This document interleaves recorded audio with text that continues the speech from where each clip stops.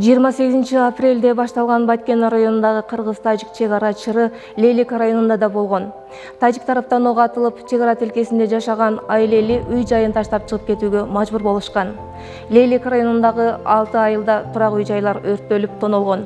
Аны менен катар 3 чек-ара бекети, 2 мектеп, дүкөндөр, май куюучу бекеттер да өрттөлүп тонолгон. Бул окуя болгондон бери да 1,5 айдан ашык убакыт өттү. Ушул азырда чек-ара тилкесинде жашаган айыл элинин абалы кандай? Алдыдагы көрсөтүүдө Лейлик районундагы Кулунду айыл аймагына караштуу Сада айылынын элинин жашоосу тууралуу болмокчу.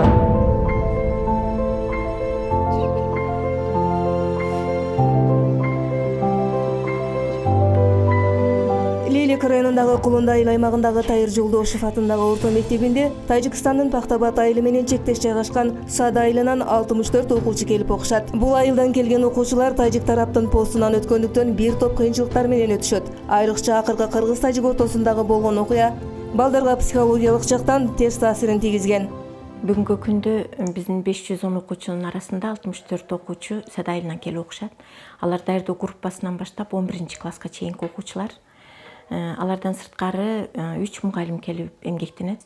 Мына кечеги 29-30-дагы болгон окуя биздин баардыгыбыздын жүрөгүбүздү өйдү, коркутту, оорутту дегендей. Окуядан кийин бизде анча балдарыбызга жабыр болду. Корккондору түсүнөн билинип турду. Сурайсаң ыйлагысы келип атты да, эми анын үстүнө ошол жерде 25 үй бүлө жашаса, алардын 9-унун үйү күйүп кетти да. Ошол биздин окуучулардын ата-энесинин үйү. Бизде иштеген мугалим, 2 мугалимдин үйү. Эми аларга психикалык жактан дагы, материалдык жактан дагы жардамдар болуп атат, бирок баары бир кандайдыр бир деңгээлде ден соолуктарына терс таасирин тийгизди да. Тайыр Жолдошев мектебинде окуйм. Азыр 10-класс болдум, көчтүм 10-класска. Ушул 10 жылдан бери Тайыр Жолдошевго окуйм. Мектепке барганда мындай тажиктер жактан ушинтип дешип, классташтар менен, курбулар менен мектепке барыштан мындай кооптуу эмес, мындай кооптуу да. Сада айылында жалпысынан 25 кожолук эл жашайт. 29 апрель күнү болгон окуяда бул айылдан 9 үйдү тажик тарап өрттөп салышкан. Андан тышкары короодогу малдарын да уурдап кетишкен. Махмутжан Каштабаевдин 7 баласы бар. Учурда үй бүлөсүндө 11 жан жашайт. Мына шу азыр өзүңүздөр көрүп турган жер үйүм болгон. 5 комнат болгон, алды веранда, аягда складым, очокканам болгон. Мына агылдарым жакшы бияка шамал бияктан болгон үчүн от өтпөгөн, калган. Ауылдар күйбөй калган. Мен биринчи күнү 28 күнү шеде жатканмын. 29 өткөн күнү түндөсү малымды уруп кетти. Эртең менен турсам малдарым жок. Мына бул агылда сыйырым болгон. Мына шеттер. Биздин элдин негизи тиричилигибиз чарба менен дыйканчылык болгон. Мен 2 күн мурда малдарымды жайлоого берип, битте кысыр сыйырым бар да багып отурган. Балама мына пияз дыйканчылыгы бар да ошого иштетесиң деп алып калдым эле. Мен жерде болгон. Берден алып кеткен. Мына жерде жадыларым барды, жакшы жады. Мынан зор жады да. 3 жадынын тандап битте зорун алып кетиптир. Шу. Анын жакта коюм болгон, 4 бордо коюм бар да 3 жылдык багып отурат дем. Аны да алып кетишкен. Аны да алып кетишкен. Шол үй полный күйүп кетти, келиндерим септери канча 12 килем. 180 миңдик сыйырыбызды, 4 бордокларыбызды бетен урдап кетти. Чалымшок күнү октон чыга албай калып кеткен. Жүр десек бара бергиле, мен дем алып барамын деп. Атышмай боло берсе эшикти куттап коюп анан чыга албай эртеси саат 10дордо чыкты да. Биз мына ушинтип жашайбыз эке. Мына үйлөр күйүп кетти. Бизде Тажикстандан ток алабыз, ток аз. Токту только кечеси күйгүзгөндө эле иштетебиз. Семьям катта. Мына 2 киловатт эркектер жатат. Бир кичине эле үйчө дедик. Şu kichine uyga hazır nevrelerim batpayt, oyak buyakka jönөтүп көргөнбүз. Мына антип жашайбыз, тамак кылабыз. Күн ыстық, үй салып беребиз, үйүбүздөн бүтпөй жатат. Эсе болсо ушу Садыр Жапаровдон суранып кетер элем. Ушул үйдү тездетсе, эл кыйналып атат. Күндөр 40 градуска чейин күн ысып атат. Мына жемиш жыйынтерлер башталып атат. Окуя болгон күнү Халима Турдубаева да башкалар сыяктуу эле күнүмдүк турмушун кечирип бейкапар отурган. Ок атылып окуя күч алганда колуна болгону үйүнүн балдарынын документтерин алып качууга аракет кылып, бирок атылган октон улам кача албай калган. 29 күнү кечке курум үйдө калып кеткенмин. Чалымды сиз чыга бериң деп, үйдө мал халыбыз көп эди. Алгы малдарды күчү жетпей катта 115 миңдик новаздарды жөн эле атат. Путуга атты, порттерге атты, бир 20-10 адам күчү жетпейт олорго. Порттерге шундай артты. Көрүп турам, эле ыйлаймын, алгы ап кетсе. Эч ким энди алгы телефонум жок, каякта калган билбейм, эч балам билбейм. Шентип анан бир убакта немен алдыга бардым. Сыйларды алып кетиптирдан бир чекте битте торпогубуз калып кетиптир. Бирам бакырат, энди бирам ичим атышат торпокко. Эненин көз жашы, энесин издеп мөөрөгөн малдын азабы, малсыз калган короо жайлар көргөн адамды сызатып зээнин кейитет. Болгон 2 күн алдын содалашып кеткен эдилер. Чалым 8 ай баккан новаздарды ар биrini кесип алып кетишкен. Мана шу кескен, мана шу кесилген боюнча турат ана. Şu novazları kesip alıp ketken bir novazları 2 gün aldın sodalashıp 115 miңден sodalashıp alıp ketem degen adam diye atıp taşaptır. Махаматжан Орозов менен Халима Турдубаеванын 5 кыз, 1 уулу бар. Көп жылдан бери чогуу жашап, уулун үйлөп, кыздарын турмушка узатышкан. Махаматжан ата жеке өзүнүн менчик трактору менен айылдаштарына колдоо көрсөтүп, жерин айдап, колдон келген жардамын аябайт. Эми минтип көп жылдан бери кошуна жашап, куда сөөк болуп келген тажик кошуналары малдарын урдап алып кеткени аз келгенсип, тракторунда айдап чыгып кетишкен. Анын тополоңдо 16 баш кара 16 баш 20 малым болгондо агылда. Жийини кесип айдап кетиптир мына дарбазадан чыгарып, солдаттар.